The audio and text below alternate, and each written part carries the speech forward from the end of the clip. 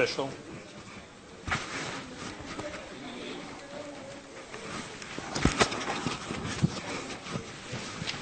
Good afternoon.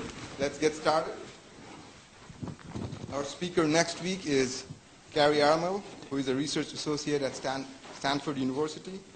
She will talk about Stanford's ARPA-E sensors and energy behavior initiative. There is a special thing that is going on actually next week with this talk. She's not going to be here in person. So we will live telecast it here, and this is our first trial. We really wanted her to come here and speak to us, but she couldn't make the date work. And we also wanted to try if we can do this remotely. So, if it works out fine, we might actually repeat it with some of the other speakers later on. That saves them a trip. And then she and I were also talking, save some emissions also. It's going to be a very fascinating talk and actually ties very well with what our speaker today is going to talk about. So please join us for that innovative talk next week. It's a tremendous pleasure to introduce our speaker today, Craig Boice. Craig leads the Boice Dunham Group, which is a leading business development consultancy. He has held several senior posts, including at the Coopers and Librand, and has worked as an economist for the U.S. Overseas Private Investment Corporation, or the OPIC, as many of you know it. He has served as an adjunct assistant professor for several years at the Stern School of Business at New York University, where he taught new venture management. He has written very widely, including several articles on smart grid for the Electricity Journal, and I also recently published in that journal. It's one of the most important journals in the industry out there.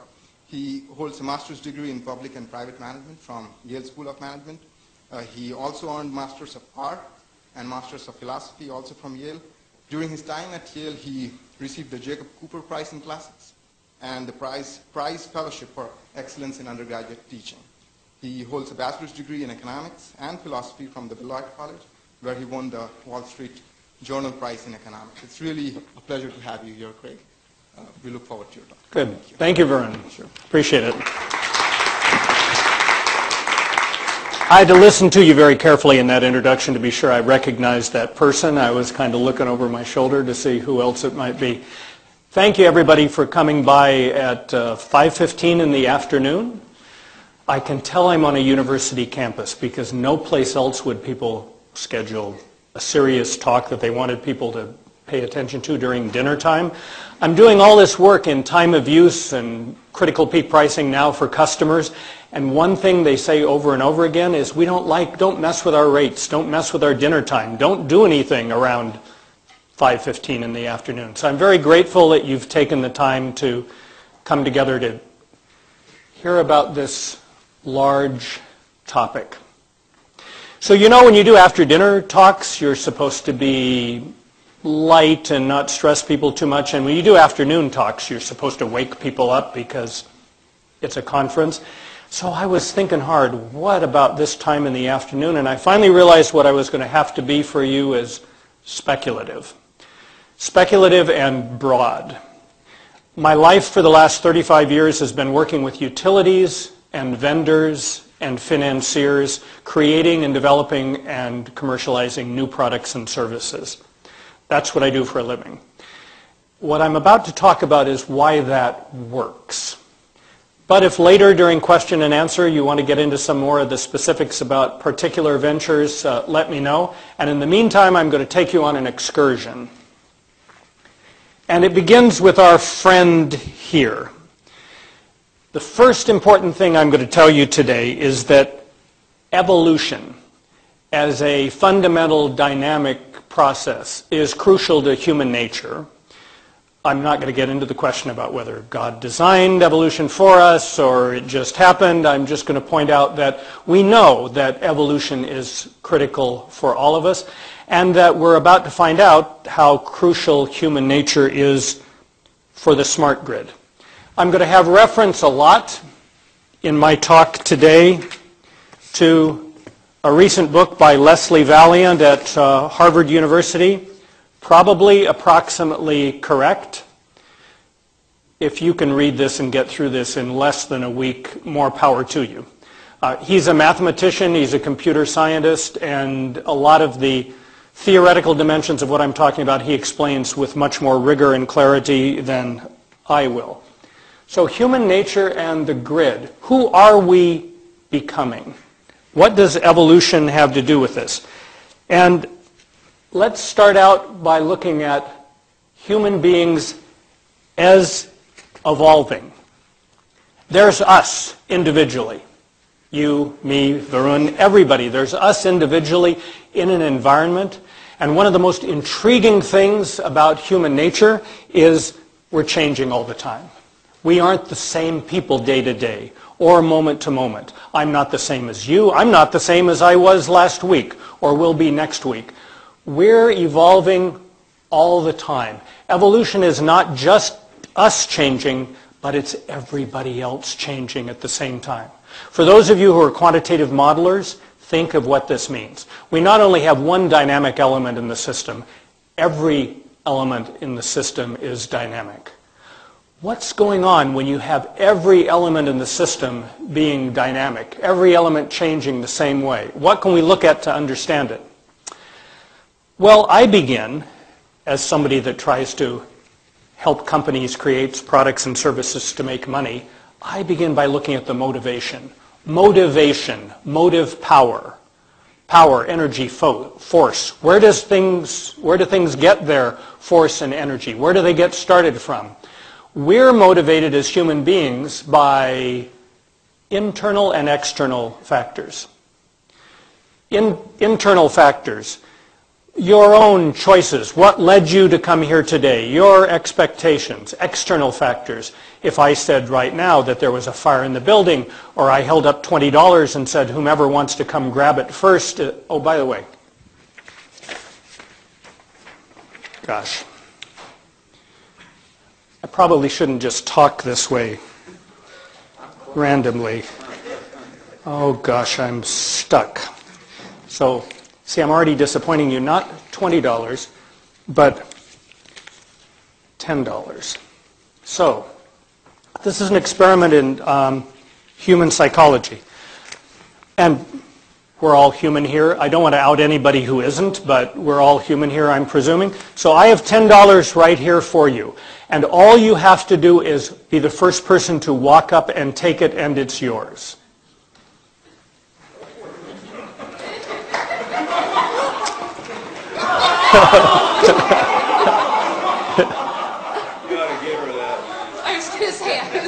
Now, thank you both for participating in that experiment in very different ways. What did we just learn about human nature? He's not a gentleman. Ah! And he also kept the money. But what we learned about human nature is there are some people, right, who believed me, and some people who didn't. And most of you sat there and thought you went through a process something like this, I'll bet.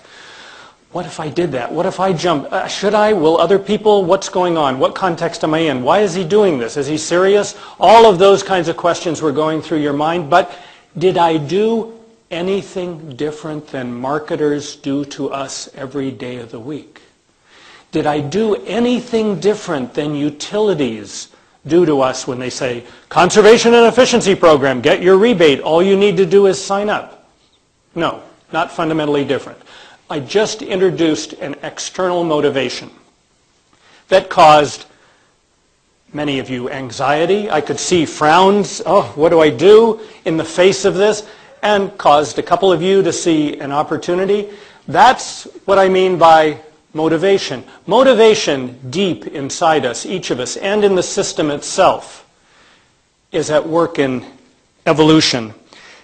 The system is motivating. We're individually motivating. And what Leslie Valiant would say in describing how we're motivated, how we live as human beings, is that we all have our own patterns, our own ways of living. We come at the universe in a certain way. You come to a talk like this, and what he would call your eco-rhythm says you come in, you sit down, you listen, that's what you expect, because that's what other talks have been like, because that's what you do at this kind of talk.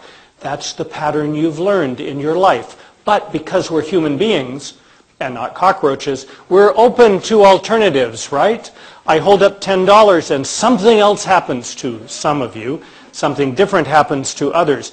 We get new influences, new impacts from our environment, and we recalculate, we reset, we change our eco-rhythms. So life, evolution, for all of us is this ongoing process of adapting and adopting and changing and learning, which essentially means that the economic model that most of us use day to day in business is completely bankrupt.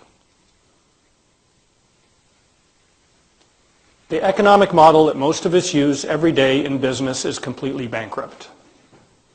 Because it assumes that we're all alike. It assumes that we're all rational. It assumes that we will behave the same way tomorrow to the same impulse that we received yesterday. It models us in the way that's easiest to model. It doesn't take into account what we just observed, which was highly individual, unique, fascinating ways of behavior, where we each picked our own course. We each took our own direction about what we would do next. Sorry, no more money for the moment. You see, it lingers with you, right? It lingers in the back of your mind. It becomes part of an expectation. It becomes part of a framework. And that's how evolution works with us. Every moment brings us a new framework. Every moment in the present, we are ourselves who we are, and we are the sum total of our expectations and experiences in the past, all the time bumping up against the new environment that's constantly changing. And crucially, for what we're about to talk about, change doesn't just creep step by step. Sometimes it hops. Sometimes evolution offers us big changes in our lives. Like that day, 39 years ago, I think it is now, where I met this girl I was trying to impress, and when she said, I've always wanted to live in New York City, I said, I was trying to impress her, I said, me too, isn't it amazing what we have in common? Now, all I was after is to extend the conversation another 3 or 4 minutes, to have something to talk with her about, because frankly, I didn't know what else to say or to do. I was kind of startled and overwhelmed, so I said that, and she smiled and she said, oh, that's great. I didn't know we were going to get married and I would end up living in New York City. I'm an Oregonian. What am I doing living in New York City? Well, that's why I'm living in New York City. So sometimes change is gradual, sometimes change hops. Now, a closer look at motivation. Motivation. Many economists would be happy with what I just did, because I just demonstrated that price signals work. I held up $10, people reacted to that. Isn't that terrific? Well, I could have offered a lot of other things and people would have reacted. Motivation. These are all the forces around us that push us and pull us and drive adoption of things. When I said to my wife-to-be, me too, I want to live in New York City, I wasn't motivated by money. We were graduate students, for heaven's sakes. We scarcely knew what money was. But I was motivated by something else. We're all surrounded by forces that push us and pull us in different directions and at different speeds with different forces. And all of these pushes and pulls, even at a cellular level, involve energy. Indeed, they involve electricity. There's a fundamental way that electricity, the field that I work in and that many of us work in, is visceral to us at the cellular level. Every single one of your neurons only works because of an electric charge that jumps the gap in a particular way, a particular fascinating bit of electrochemistry. And that's what's deeply physically beneath some of these other examples of customer motivations that as marketers we work with, that push evolution in one direction or another, or pull us. Sometimes we seek savings or stewardship. We want to be good citizens or save the planet. We want mastery. We want to control our homes, or we just want fun. Fun. Sometimes we flee bad things, surprises, wastes, embarrassment, poor decisions. All of us differ in our motivations, but where we're the same is that we all have them. And anybody who knows our motivations can work with us, can evolve with us. So we're moving as evolving people. We are who we are, and we are who we're motivated to be. We are at this very moment who we're trying to be next, each one of us.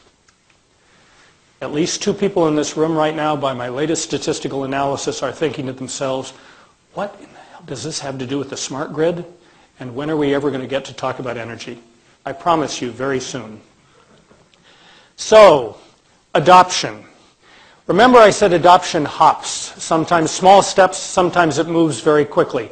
Adoption is actually an evolutionary strategy. As human beings, adoption is something we're good at. We get better at. We get trained at from childhood, and a lot of adoption, frankly, is in our genes. We have many different kinds of adoption: affiliation, acceptance, allegiance, incorporation. Sometimes adoption comes to us through perceptions.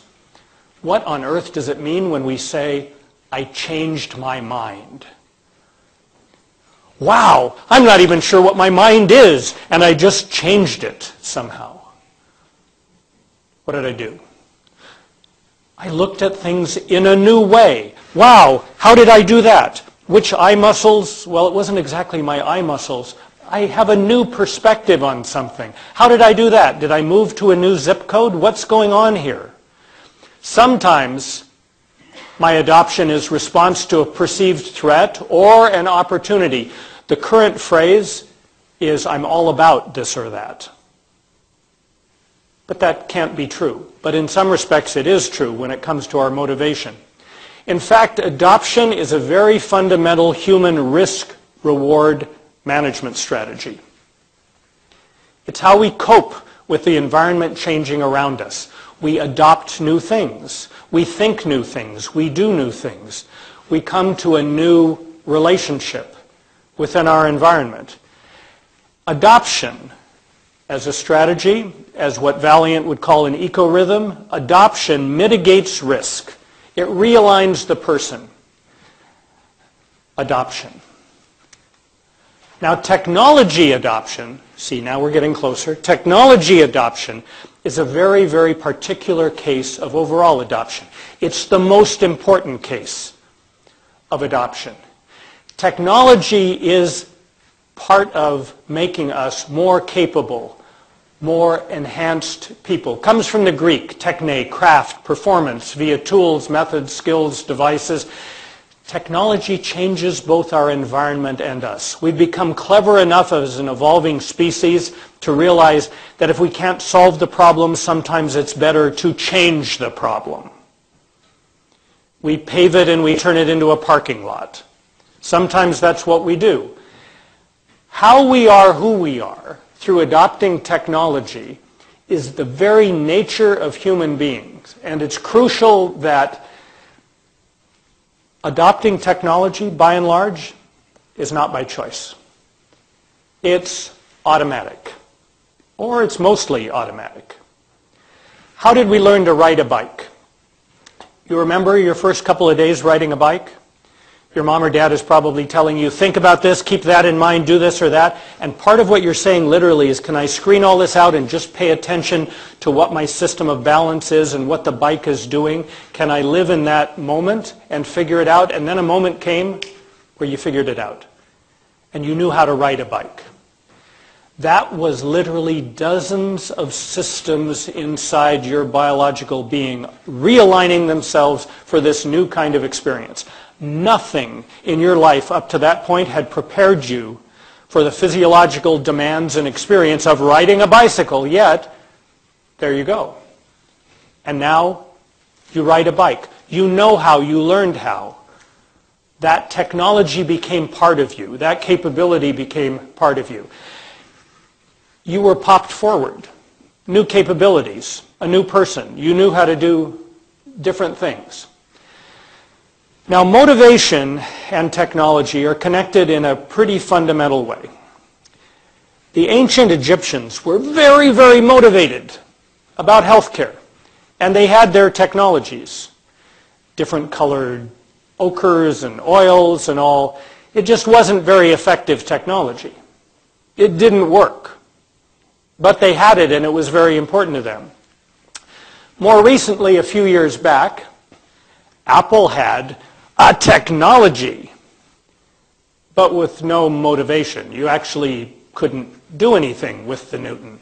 The 20 or 30 different use cases that were posited for it, none of them actually worked at the time the product was introduced anyway. So it is possible to get the process of technology wrong. Not all technology, as we'll see, is good for us and helpful for us. Not all of it will accomplish all of our objectives. But technology is certainly taking us for a ride. All of us now don't have to go to the movies to see robots or advanced science fiction movies to think of us having technology being integrated as part of our being. We all have technology integrated as part of our being. Oh, just a minute. Are you giving that away as well? Sorry. No. Sometimes I feel I wish I would give it away. Yeah, anybody want mine? What? Why? How did it happen that in the last 15 to 17 years on the planet Earth, everybody knew what I was doing? Did we all describe to a religion that suddenly got us to carry these things around? Is there some giant prize that we're all getting? No, it's just an example of how technology can quickly and automatically change all of us, change how we live, what we do, who we are as people. Now, these waves of technology adoption that come, they overlap and they interact. Sorry, we're not even part of the second and third and fourth biggest waves of technology that have come through. You would argue that the introduction of the automobile was a giant wave of technology. I could argue that the introduction of lighting, automatic lighting, first gas and then electric, was another great wave of technology. All of these waves interact, and they provide long-term side effects. So what's our answer to the long-term side effects? More technology. More and different technology, because that's who we are as human beings. We are organisms that create and live by and then create more technology. That's not all we do. Some of us play baseball or do other things like that, but technology adoption is also accelerating. Now, in evolutionary terms, the 8,000 years or so that technology has been something that we've figured out and we're working with, it's a blink. But for us as human beings, it's all who we are. We're on a roller coaster. The rest of the planet may not be on that roller coaster. If you're one protozoan talking to another, you may be saying something like, I don't get this technology thing these humans are doing. I mean, one thing they're this, one day they're that, now this technology, I tell you it's just a fad, it's going to go away, won't be a big deal. Maybe if you're a protozoan you'd believe that because you've been around for 1 billion years and you think that's true. No, for human beings, we're on the roller coaster for the last 8,000 years or so, and it's the technology roller coaster, and it's getting faster and steeper. Both of these guys are on the roller coaster with us. So, who are we becoming? The more technology that we have, to the two of you still concerned about the grid, now is when we tie it together. The more technology that we have, the more our nature as beings becomes technology adaptation, the more seductive new technology is to us, the more comfortable we are with it, the more we're willing to devote time to adapting, to learning, to using new technology. I talked to my nieces in Southern California a little while ago. I was trying to explain to them how fast all this is moving. I used the example, well, you know, when your aunt and I grew up, we didn't have computers. And my niece looks at me and says, why? Were you poor? For her, literally, it was impossible to imagine that life. That was a deprived life. Now, across the planet, a deprived life is a life without wireless cellular telephony. 30 years from now, there will be other technologies where people will look back and say, in 2014, how did you exist? How did you live? What was that like?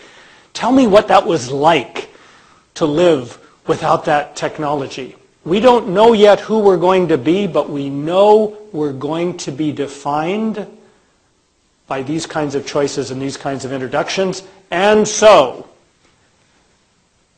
the smart grid, which began with Edison and continues, the smart grid is merely one example of this evolution, and of another, which I'll get to in a moment. The smart grid is adoption. The smart grid is making us as much as we're making it.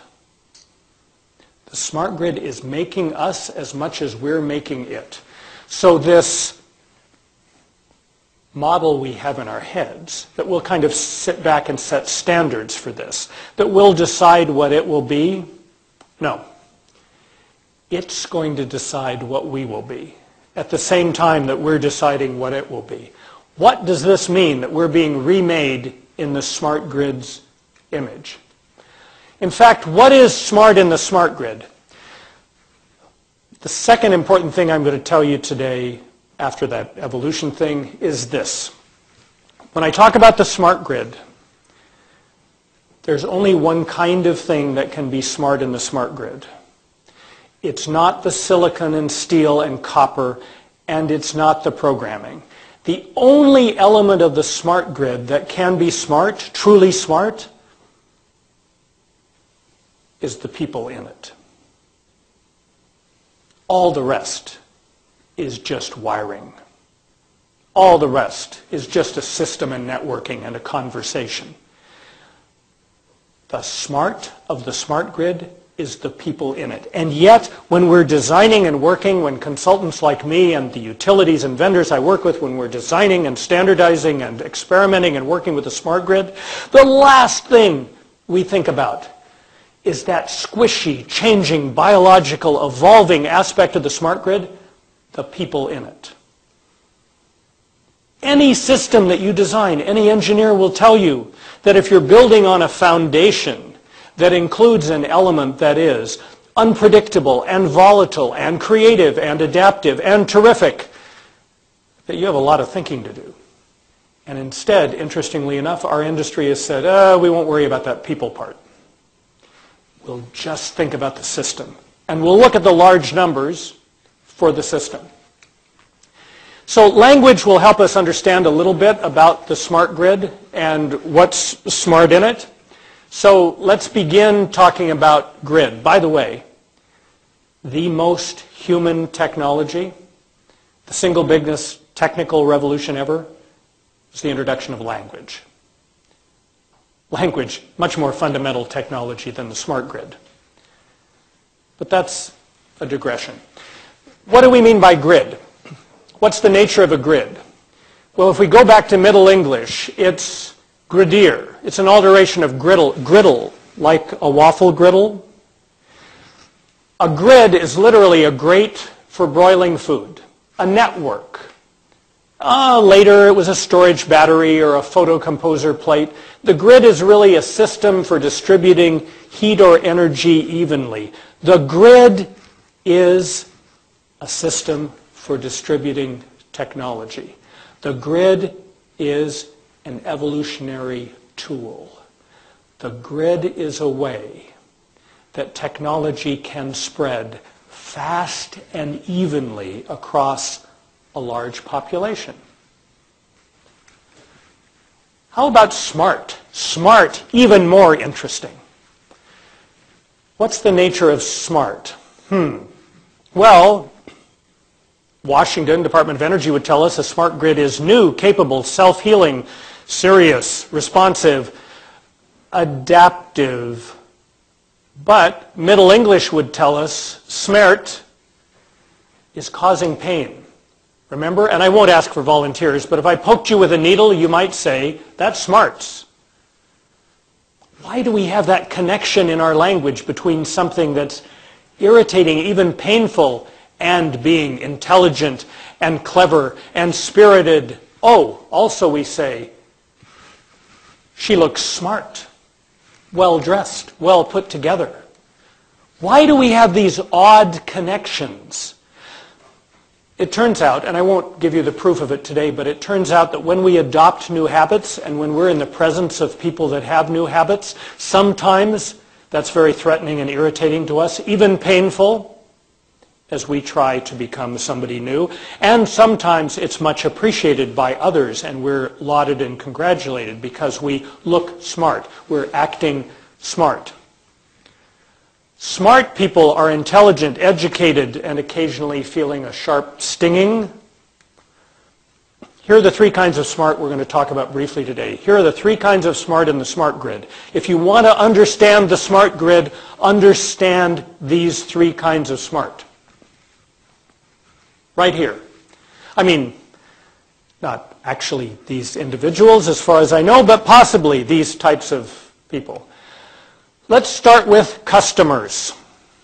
Customers. Really interesting concept, customers. This is even newer than a lot of other technology. It had to come with markets, that there would be customers. If you went back a few hundred years and defined your identity to people, well, I'm a customer, people would say, what is that, some sort of trading, international flow of goods, shipping and sailing something? They wouldn't know what customers were necessarily. Now, we think of ourselves, we put ourselves in that role, we try to act like we become customers. What do customers do? Well, we have needs. We try out things. We shop. Shopping turns out to be a fundamental technology adoption strategy. We try things out. We try things on. We experiment. We see how it works, quote unquote. We see if it's for us. That trial experience also flies in the face of a lot of work in economics where we talk about customer purchase decisions as though people do some sort of rational, intellectual, scarcity-based, utility-maximizing calculation and then say, that's for me, I'm getting that one. That's not how it works, and we all know that. We go to the supermarket and we look at a box of cereal and we say, I don't know, maybe, well, what did I say? Yeah, okay, I'll try that out. Purchase behavior is much more variable than just intellectual, rational, complete, final, single-point analysis. So customers are really shopping for habits. When you buy a box of a new cereal, you're deciding whether or not you want to be the kind of person who eats that cereal once. Maybe you're trying to decide whether or not you want to be the kind of person who eats that cereal all the time. When you shop for a solar system for your house, you're deciding whether or not you want to be the kind of person who has that system on your house. Or you at least want to be the kind of person who shopped for a solar system. I don't actually have one, but I shopped for one. So I'm entitled to talk about one, but I didn't yet make the commitment. Consumer behavior. This is my world deeply as a marketer. Consumer behavior, how people decide what they do. Honest to goodness, the people behind the smart grid understand almost nothing behind this. Their segmentation is 1960s and 70s AC Nielsen stuff. The notion that not everybody wants a solar system, and that's okay, and that not everybody wants a solar system today, but they might change their mind tomorrow, and that you might actually be able to influence whether or not they wanted a solar system, that doesn't fit into a lot of the background models that the industry is working with. So, second source of smart. The least investigated, I would argue most important source of smart in the smart grid are the people who are designing it. The people who are writing the code for it from the ground up. The people who are enabling us to make larger, more magnificent mistakes faster and more often than they were ever made before. Wind power, let's get a lot of wind power and let's see what happens when we design a whole state so it's dependent on the wind blowing. Oh, that's what happens. Okay, now let's design something else. These designers These designers are like all of us. They're just designing for us and for everybody. They're designing experiences. They're putting our lives together before we even know they're there. And by and large, in the design of the smart grid,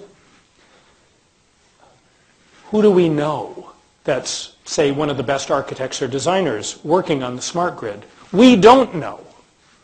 We literally don't know who's writing this code, who's making these decisions, who's analyzing human beings, who's deciding whether or not the thermostat ought to have just these colors or just these fonts. We don't know. But they're crucial because they're paving the roads that we'll drive down. And finally, another fascinating source of smart in the smart grid are employees and contractors. People who are just trying to get their job done. People who take the designs that the designers put together, create products and services and offer them to customers, and usually, not just once in a while, but usually in the process, entirely alter, corrupt, and change the original design. We've all seen it. It was originally designed to be like this, but it turns out like that. Why? Because the people who actually had to make it work thought it had to go someplace else. So, think about what we're saying of the smart grid. 3 enormous sources of volatility for the smart grid at the root of it. We have customers who change their mind about what they want and don't even know yet what they might want. We have designers who are just doing what they want to do their way in many cases. And we have employees who are just trying to get their jobs done and may change things fundamentally without giving it a second thought. 3 kinds of smart. What the smart grid is all about, and by the way, for the 1 or 2 of you who are actually taking notes, I'm sure Varun will make all of this content available to everybody, but what the smart grid is all about, really, is this conversation between a variety of people who are smart or not so smart, deciding what should come next. And that's not a bad thing. That's how evolution works. It will turn out that's actually a pretty good thing. Some of you may be thinking right now, that sounds very threatening or very bad. I want some system. I want something different than, I want to, not a conversation designing experiences, I want a standard setting group. Because it turns out smart is opt-in. In addition to smart people, there are a whole lot of distracted customers, uninformed businesses, careless workers who are making fundamental decisions about the smart grid that are just dead wrong, stupid even. And stupid survives. It really survives. You'd need something stronger than Roundup to deal with it in most of the systems we design. Oversight, inertia, regulation, legislations, corporations where money is just serving money. Why am I making good time going down the wrong road? Because somebody's paying me to do it. And finally, we let it happen to us, right? We adapt to stupid people all the time. That guy in front of us who's obviously a tourist to Austin, who is driving down the road, signaling one way, signaling the other way, doesn't know where he's going. What do? We slow down. We say, okay, hope this is over soon. We adapt to stupid. It's one of the things we do as human beings. It doesn't help in the long run, but we do it.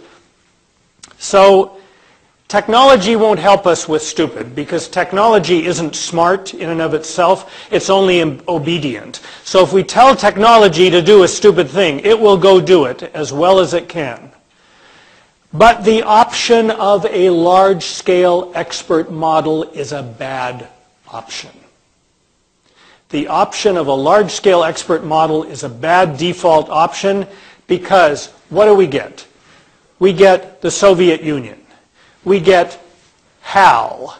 We get, gee, does anybody know what this is a picture of down in the corner here, this placid little beautiful community? Boulder. Anybody? How do you know it's Boulder? It is Boulder, Boulder, Colorado. Why would I have a picture of Boulder, Colorado? Smart. The smart grid test, right? The big smart grid test that was going to be the future of the smart grid, planned right, all the right technologies, all the right people. Among the other things the utility didn't plan for in this case was, you know what Boulder sits on? About a mile's worth of granite. Literally. And if you're basing your entire smart grid plan on new underground fiber optic cables, probably don't want to pick a city that's sitting on granite. There were 100 other issues, but what I'm saying in this is failure comes much, much more often with expert designs. Why? Because expert designs we make up in our head. Expert designs are our best judgment about what the future would be like. I'm so happy with the fact that evolution works the way it works. If I told people 20 years ago that our country would be where it is today, doing what we're doing today, most people would have said, it's not only impossible that all of those things are going to happen, it's impossible that most any of them would happen. And yet, if you think about our political and our social and our cultural and our international history across the last 10 years, a lot of things, 10, 20 years, a lot of things that have happened that could never have happened. So we don't want to try to make it up ourselves. We want to let the environment help us. How can the environment help us? The third important thing that I'm going to tell you in this talk is that the smart grid is not alone. The smart grid is not a technology development on its own. The smart grid is merely an aspect of the internet. The smart grid is merely an aspect of the internet, and all the good things about how the internet is adopting and why the internet is working, we can transfer to the smart grid and are being transferred to the smart grid and are going to help make this work right. The smart grid is one internet hop. After all, the introduction of the internet is the single biggest computing, the internet, the single biggest instance of technology adoption in the last couple hundred years. And it has all these other formats, and the smart grid is just, it's finally arriving to the energy industry. And so, should we say, no, the energy industry is different? We're going to manage the internet differently in the energy industry. We're going to plan for it. We're going to predict it. We should probably note that we and our society are becoming nodes and paths on the internet. And if I want to be really spooky and maybe even a little creepy for some of you, remember when I said, you're becoming the smart grid, we're all becoming the smart grid, and it's becoming us, and it's defining us. If you think the smart grid is doing that, think of the internet and how much of who you are is now virtual. You are who you are in the net. You can't step back from it. You can't say, it's not me, it's just my behavior, I'm really somebody else. No. The internet, just like the smart grid, through evolution is determining who we are, and as we determine what it is. Now, there were previous examples of big things, big data, like the internet that human beings have encountered. Yeah, Carnegie Deli at the bottom, it's this New York thing. This, human beings have always been fascinated by big things, and we are fascinated by the internet just because it's big, but that turns out actually not to be why it's most interesting for the smart grid. We should be interested in why it's working. Why is the internet adoption working? What does it tell us about the smart grid that it's working? It's a better and more powerful system, and it doesn't have a model. There is no model of the internet. There's no model of the human race either. There's no model of human nature. The internet is a platform for all kinds of questionable things: suspect, fundamental, transient, vital, dorky, cool, personal motivations of all sorts. The internet is a mess. The internet is never finished. The internet is filled with mistakes and problems. That's how we create technology that creates us. not by deliberate, complete design and modeling that will be wrong, but by the Internet's kind of modellessness, the Internet's kind of conversation. In fact, economists would recognize the Internet as adaptive efficiency. More on that a little later. We're building the Internet based on the smarts of the people in it, the motivations that people have. Open source software. 30 years ago, I would have been among the people telling you that open source software is impossible. New customer models. In fact, all the Internet basically does is give you some regulations for personal access, reliability, and safety, and hope you follow them. So, now I'll sum it all up in a couple of minutes about what this means for the smart grid. We've raced forward to the point of saying the smart grid is just one example of the Internet, and that the Internet gives us hope in terms of how it's being adopted. The smart grid, it's essentially all about experience, design, and delivery. That's most of my work, and that's most of what people are ignoring. If you want a career, that's a good place to start. Customers will tell you across the country, we want economical, reliable, safe, available, and clean power, and we want to enjoy using it. And right now, they don't get enough of that, and they'd want more of that. And the keys to experience design, all these balances of automation and choice, effort and engagement that I work with every day, are right now in our industry leading to a whole bunch of expensive mistakes. Air conditioning programs that assume people will sit at their computers for hours a day. Honey, come look, I've just calculated our household load shape, and February is very different than January. It doesn't happen. People don't work that way. These expensive mistakes, however, are balanced. Again, I'd have reference back to this. Is this the best phone? But why do so many people have it? Why did people buy it? Why did people... Gosh, most of us didn't even wait for these phones. Are we happy with them? We use them like crazy. Because as human beings, we adapt. Cool brings us together. And even if we're not quite comfortable with cool, we adapt to it. We take part in it. So for anybody here that's looking where your $1 million is in this industry, it's still out there to find. People, the vendors have not figured out a way to put this together because they haven't studied people enough to put it together properly.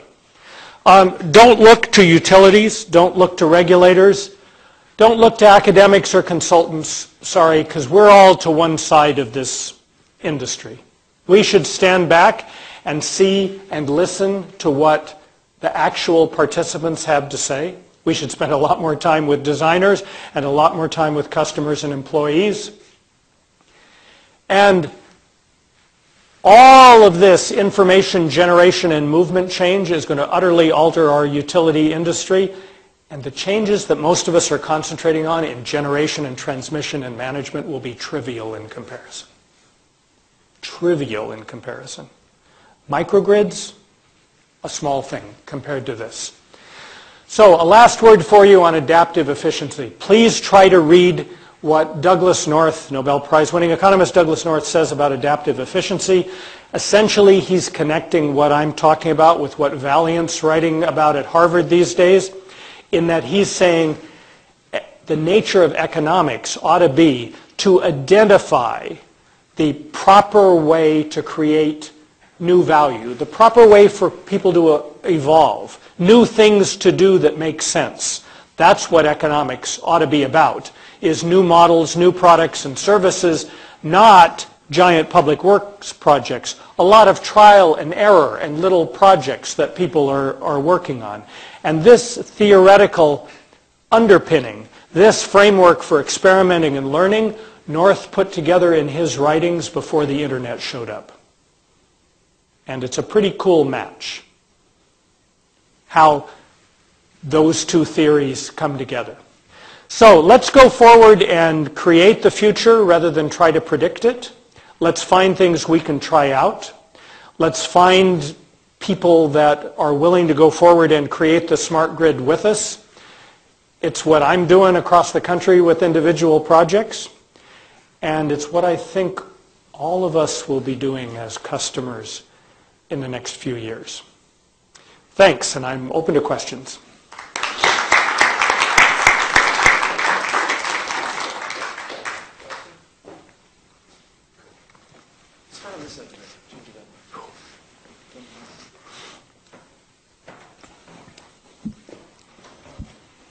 Oh, and any of you who want to get in touch with me, I'm really good at returning emails.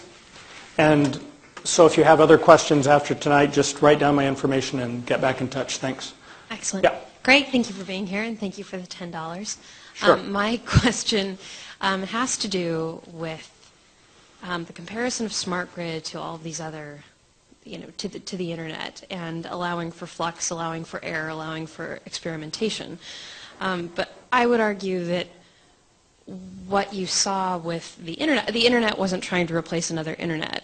My phone, Apple wasn't trying to bump another smartphone, whereas in energy, you have a very, very well-ingrained status quo. Yeah, you're right. Extraordinarily high capital costs, and to what you were saying with stupid being able to persist, I don't think utilities and regulators are an afterthought. So how do you build a system that allows for those sorts of error and experimentation and change? Well, part of it is just that the smart grid is replacing something that was there before, but so is the smart grid, so is the internet. Years ago in the UK, when information technology was new, and I was talking to a British telecom executive about the new way of things, I got about halfway through the conversation and I realized he wasn't listening.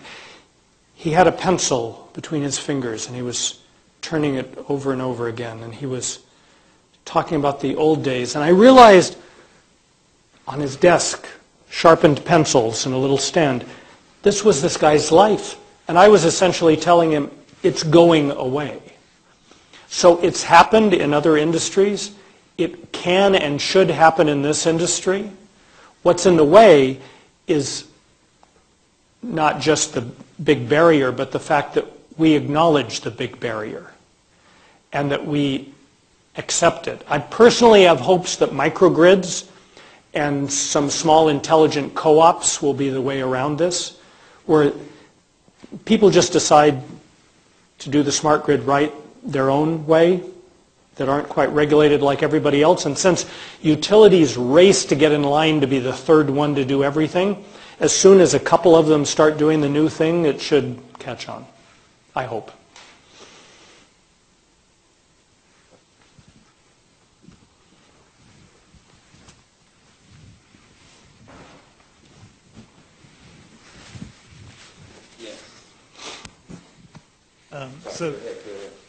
There's this famous mathematician that speaks in this room frequently who was telling me a couple of months ago that there was a model that was created that, during soccer games in Europe, they'll do these waves, people will stand yes. up. And you'd think that this would be something that happens relative to human uncertainty, right? I mean, how can you determine how long somebody's going to stand and then stop?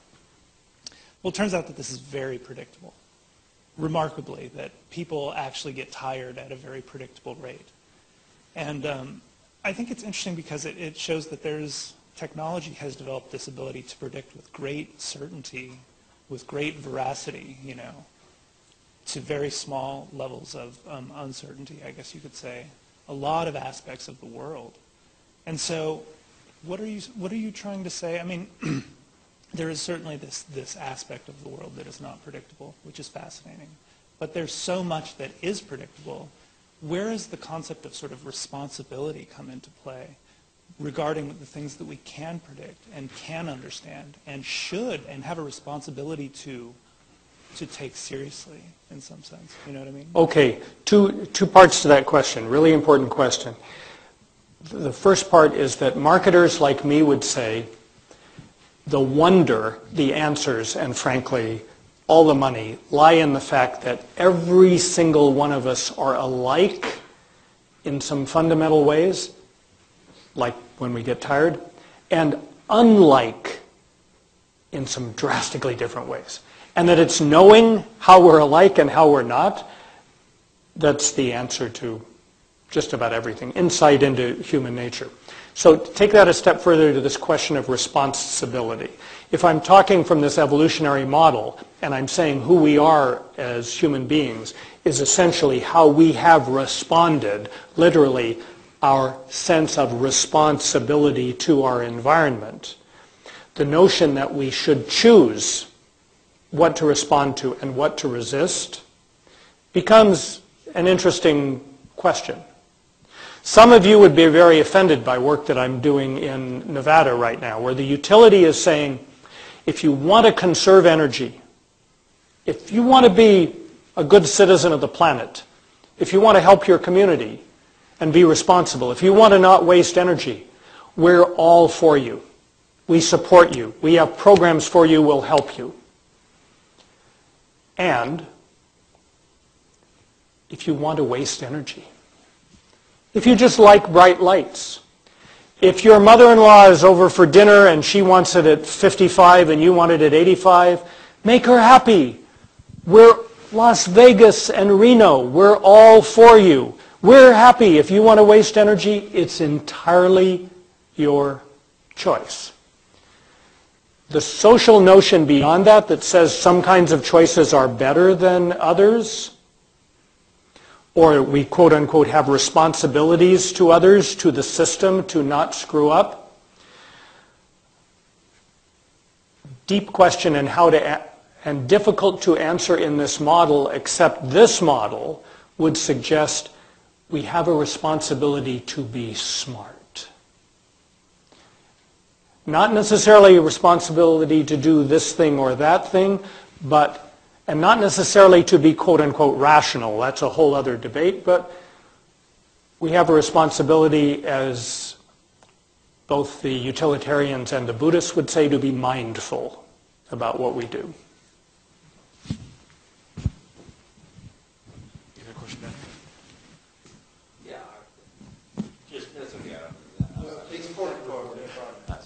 Good, thank you.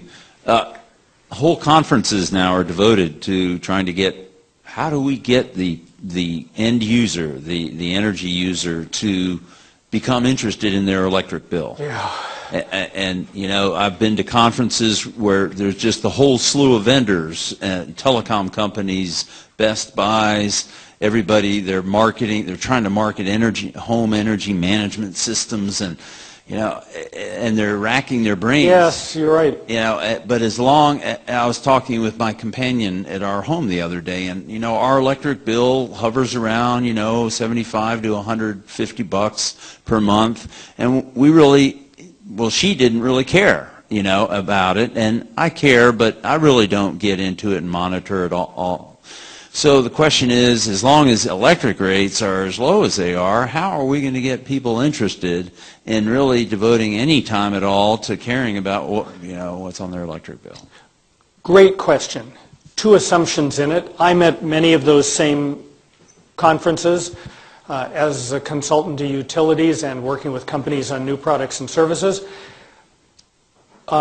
First of all, it's the wrong model because it assumes that we should try to get them interested in that if they're not.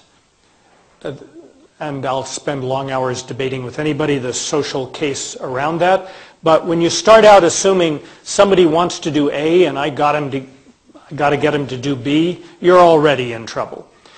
And I fully believe that one of the most fundamental laws of business is what Lyndon Baines Johnson, proprietor of this place in some sense, said was his second law of leadership. Second law of leadership. Figure out where the people are going and hustle around in front of them. The more you think about it, the more you'll like that. Figure out where people are going, motivations, everything we talked about, and hustle around in front of them. In other words, be a little different than they are. Get out in front of wherever they're going. So the issue, as I see it, is the fact that the people asking these questions are generally evaluators and consultants like me who don't get out enough to other industries. If you go to consumer products or financial services or entertainment or media and you say, gosh, I have a problem, I'm trying to get people to care about this or buy this thing, they would laugh and say, welcome to Marketing 101. I mean, it's a really simple task. Of course, you can screw it up. You can have the wrong model of people, so you insist that they understand their energy bills. If they're going to save, we'll let you all save, but first we're going to insist that you understand your bill. And then we're going to insist that you spend time online and pick a proper strategy. And oh, by the way, you're also going to learn how to program a thermostat and clean the back of your refrigerator and take care of your pool pump. Oh, you don't have a pool? Never mind. That's part of the curriculum anyway. You're going to have to learn that. And then you're going to be entitled to save money. It's ridiculous. People don't want that. People who go to these trade shows and conferences, real people, customers, will say, tell me the 4 things I can do to save money. Do you have a card that tells me exactly how to do that? Great, I'm done. And I'll give you one. For all of you that haven't cleaned the back of your refrigerator coils recently, you're spending $5 to $10 a month if you haven't. It's real money. It adds up in surprising ways, those refrigerator coils. All you got to do is move your refrigerator and pick up whatever's on the floor there and clean them off. Why does it work? What are the physics behind it? What else do you need to understand? Not too much. Clean those coils, you'll save money. So that's what I would say. There are whole companies being built on how difficult it is to get consumers to do this. Frankly, mostly because they can persuade utilities to spend millions on something that's dead easy. It's just dead easy. And I'm sorry, I know this is a long answer, but I have to give a shout out to Texas for having the right answer on this. You guys had a program a few years ago, Don't Mess with Texas. Remember that campaign? You know why that worked? It was because a marketer did research and found that the people that were messing with Texas, throwing beer bottles around and littering, turned out to be of a very particular young male demographic. And those young men respected certain types of people in the community. Dallas Cowboys football players, people who had been in jail for one thing or another. They got those people to do commercials. They got those people to say, don't mess with Texas. And littering dropped drastically. It was a really simple marketer's kind of solution. So there are ways to do that, and you've pioneered them in Texas. We are out of time, so I will encourage you to come after we thank our speakers. Thanks, everybody.